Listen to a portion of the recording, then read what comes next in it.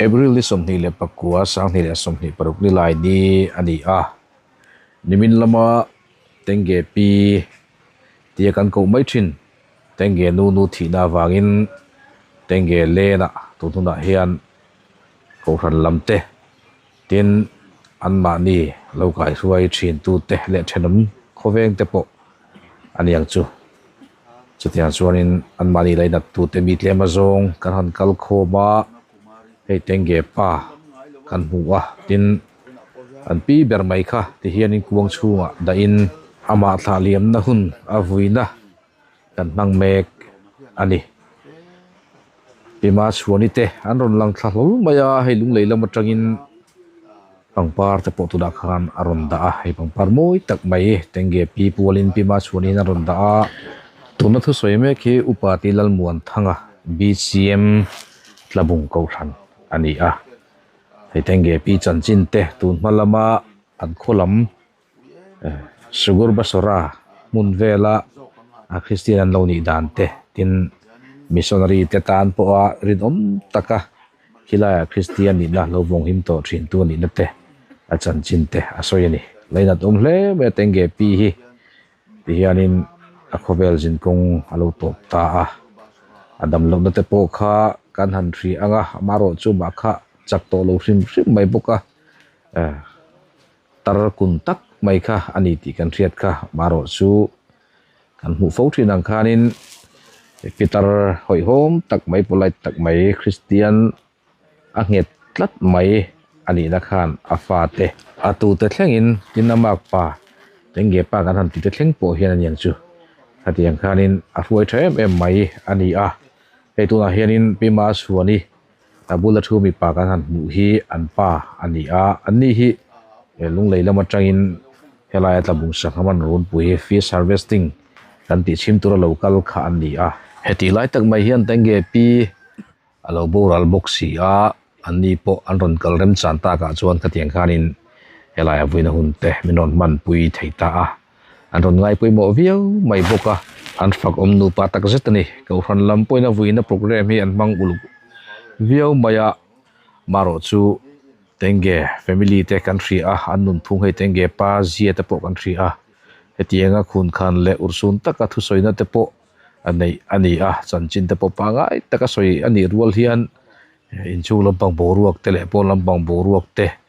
mizo society angkha ani lova enge mani nuizat turang deuh kha alo le nol thina chu chuan boruak kha aron tidang lam le thina enge moti zong tak chuan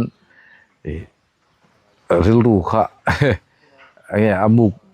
thei viau lo deuh thina maro chu Tengge Pi chanchin te han ngai thla ka tin Tengge nu tenge puinan topna te an mit tuitlai te han mu phei chuanin an leina tom viau mai ni hei aming hi Nima Kumari ania kumsunga le pasari antia hediang chau hi chu ni rin omlo dewa amaro chu tu main varha chiang kilkel to hek lo le ti ngai na vak om si lo han ni na ni ang ti ka chu ti khanin kan ziek tamai te pon yang akum le amel kha ain phu lo deuh hlek chu kan tia kan lo hu fo to thina nga pukima po hei aron lang pe vele ani po kha yang han nui deuh suk mai kha om le thina ni lakida kan la soizel tu ranga ila eng moni thil thleng thin fu lo deuh kha om lo thei lo tat maya ti te le khatiang kha khilaya vuina an han tia maro chu boruak danglam deuh kha om thin hei in mu anga mi te po an nui khi khatiang kha nia mi thi vuia ti lo chuanin enge moti light dariu te po kha om dewa ti hianin pastorin hei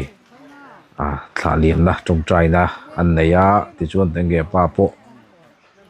hon chuaka ani hi apoimo khop thin me rile vut thina ro te khan rel ve thin boka ta hian Tengge nu hi turna vengang maya he mit tuite tla zoi mai ni leina tom khop mai thi na meu in nu fan chen chuanin an hle don ti kha riata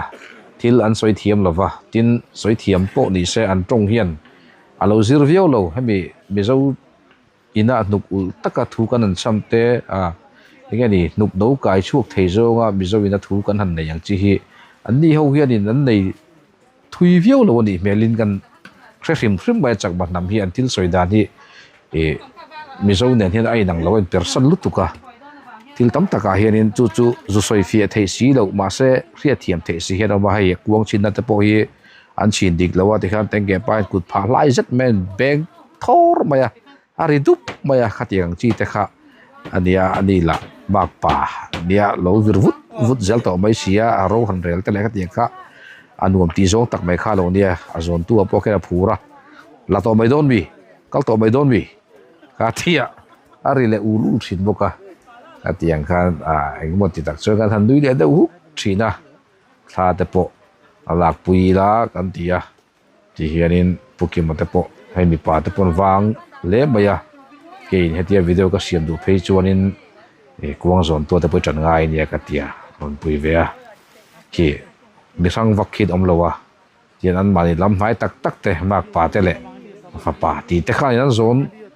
maya ni hei pukima om le a chu ani ringot maya he lai len mi ho kha han pui ve ta che u kan tia hindu ho kha yan lo khoi du reng lo mai hi no nia in ring mo hian an chung kwa Tengge nu pa tuna thita pi Tengge pi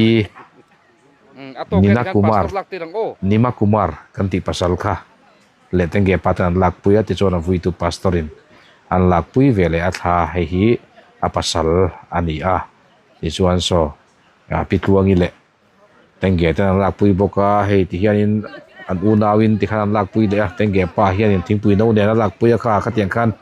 khatin lo la sak le ani nuai zel maya lak pui nge kha du ama khan chuan an thenam ko ven te ho lak pui veru kan ti le kan heng te po hi kan rem khom chom deuh mai kha ani a chuan pi ma chhuani te lak pui ve le ru kan tia khati khani mai an mani nam da na he tiang hi om chi lawa maro chu ti hian thalai te ti khan mani leida tu te local boko ko ran thalai te ni an fel khop maya tin upa le rong bol tu te an ron kal thang reng viau ron ti zom viau mai bok ani Tengge pa po thlamuanga ti hianin azon tur chu kan hanin zong le chaka motora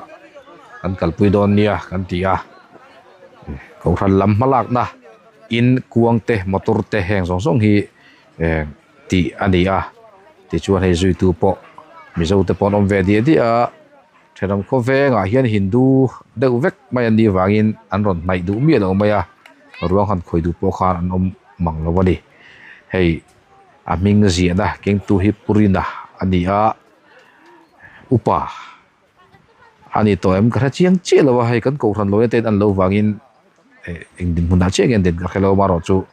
rongbol tu emo upa rongbol tu an ti he presbyterian ko khanin to lupa kan tiang he ni a enge ni che ka khelo purina kha Tengge pa hian kha pangpara kenga ma a huaya pangpar keng tu an tia tiana keng em maya hei pangpar ken hi han en reng ula akeng le mai ni atiang deuh chi kha ni a apoimo na huna hian poimo na chan voi pek thiam nga ya ron keng ta zela pangpar po chu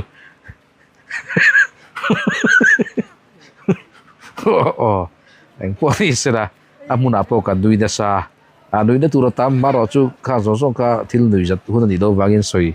theilawa hetia komena nen pa po hian eng mo ti tak chuanin tak bo do te am thit kha chuanin nui lo kha har sa thina chuanin ril ru te po eng mo ti zo tak chuan an mani a po kan wa chok zang khai jok emani o ti te po kan na ya tin video pakata khanin Tengge nu tongkam tunge moni in aron soi ka ria mi chian in ka ria aron soi tu kha khanin Tengge nu in anu po ngai saklo chuti khati thi to se ti vel a thi har to e ti ni om vel kharon soi ni kan ria khalai kha galo chiara a chuti ga ngai saklo an ni lawan mangai em an leinat an nu hi eno za om tak ani aro rel thiam chung ko en kol ne tak ani a ani po hian an za a Tengge point a pi kha angai na hle a an duat an du em ani maro chu ti thei achunga an nei lova ana an chok thei lova damdoi in tha an da thei lova ti thei lo tam tak an han neya a pi hreom na an chut khan Tengge nu hianin he tiang reng ai chuan chol ha dam to mai sela o kan han tiang chi thin lung kha apu ni in ke chuan ka zu mu pui tlat maya mi ina kha tianga tenge nu zu dem tak chung le ril ru che tak pu ni o mang taka zunga ina thin lung kha pathian ina an mani thin lung a mu dan ni in ka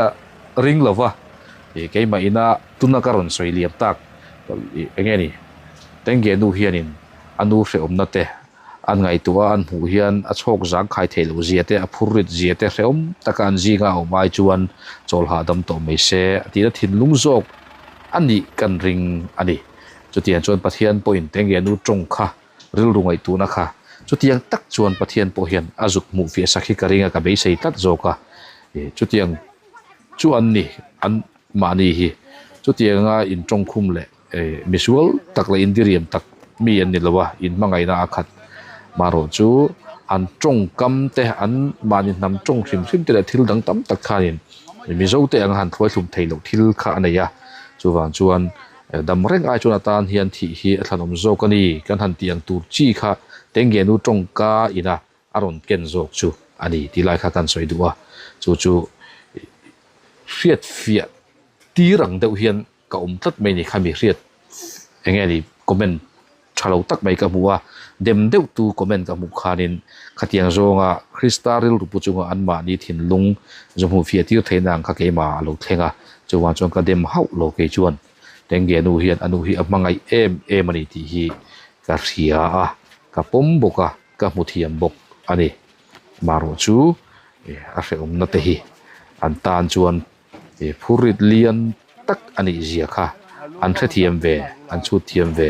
chumi wang chuan khatiang tongkam moi hnai lo ang takalang kha an sak chuk mai zok ni in kan thri ani ti hianin hei mi zo tangwal te tin ko han thalai te pon ne oi me lam te po an tel boka chutian chuan thlan tel lo lai saka tlabum thlan muala Christian in Vuin William ani a phum ani dona ruate ron sura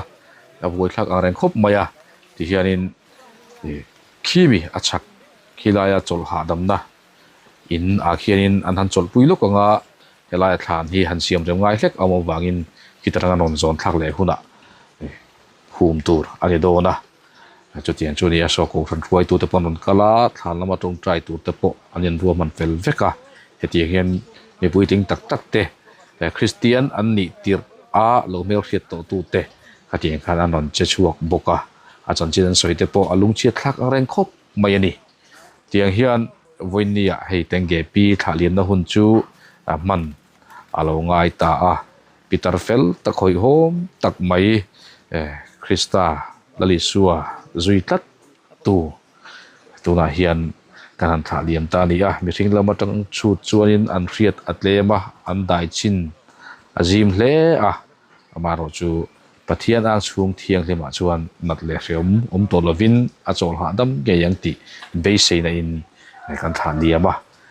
kan ring bok ani ko thon lam tong try do ne